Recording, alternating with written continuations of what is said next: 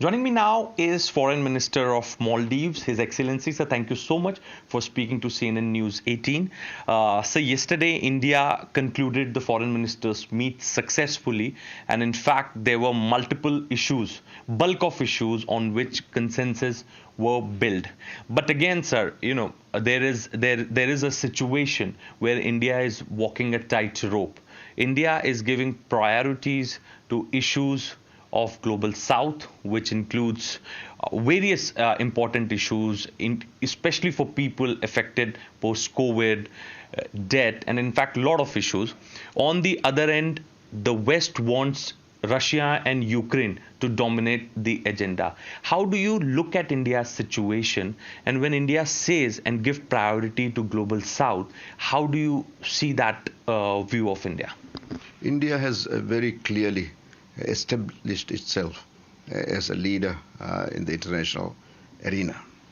Now, India is the chair of the G20.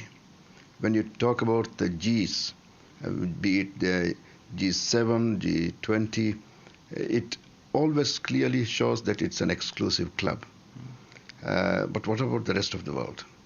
India has outlined its theme to include all of us.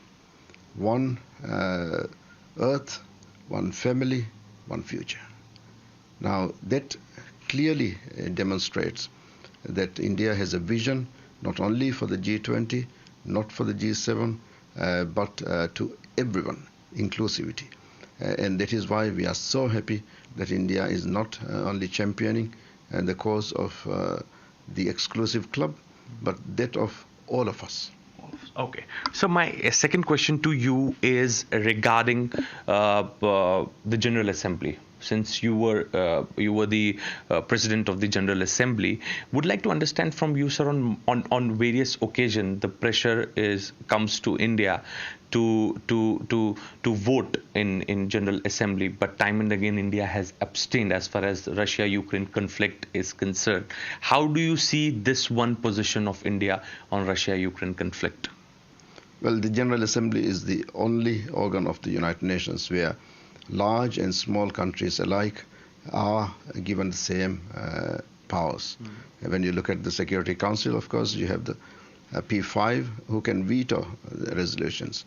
But at the General Assembly, big or small, countries are there, one country, one vote.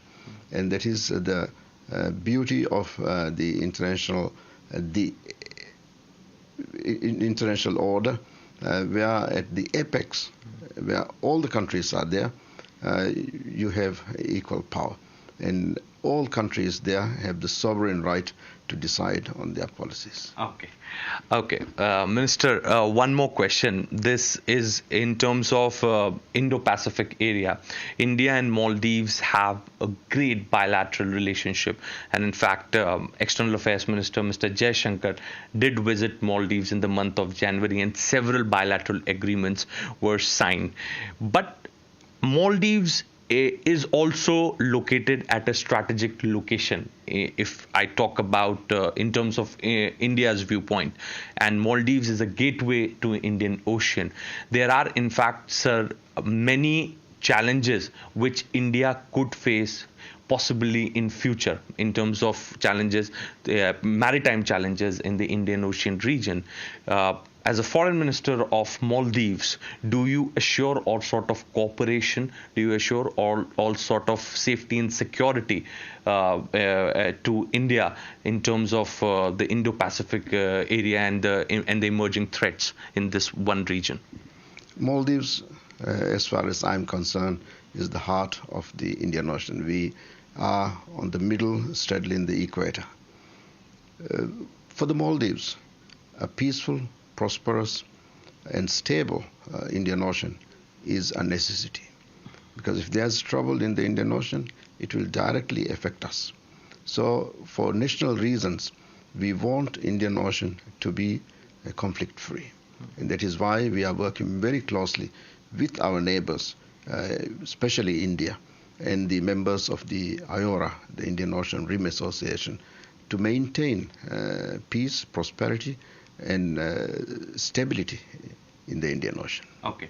Sir, in fact, one question is related to the teams which were sent to Turkey by India for the relief works. How much does it increase your confidence in India as a bilateral partner, as a friend nation, when India takes such initiatives to send team to the other countries for the rescue work? And in fact, our teams had rescued 2 people alive, and in fact we had also set up hospital, and we were perhaps the first few teams to reach there on that very first day.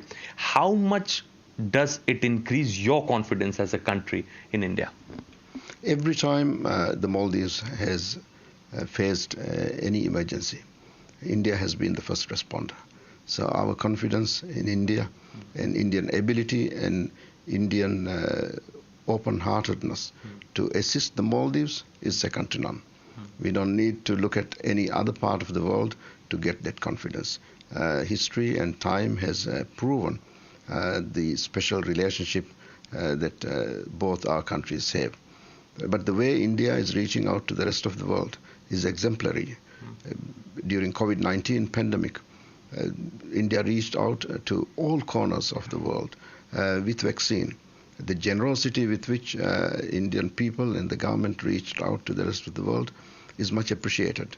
I did a lot of traveling during my time as the President of the General Assembly, and leaders of many, many countries, quite far from our part of South Asia, expressed their gratitude to India.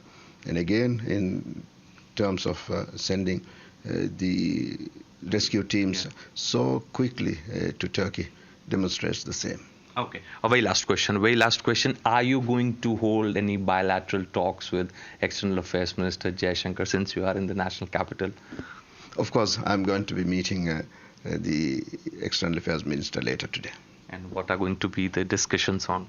Well, it's not too long since the External Affairs Minister visited the Maldives, and we had talks.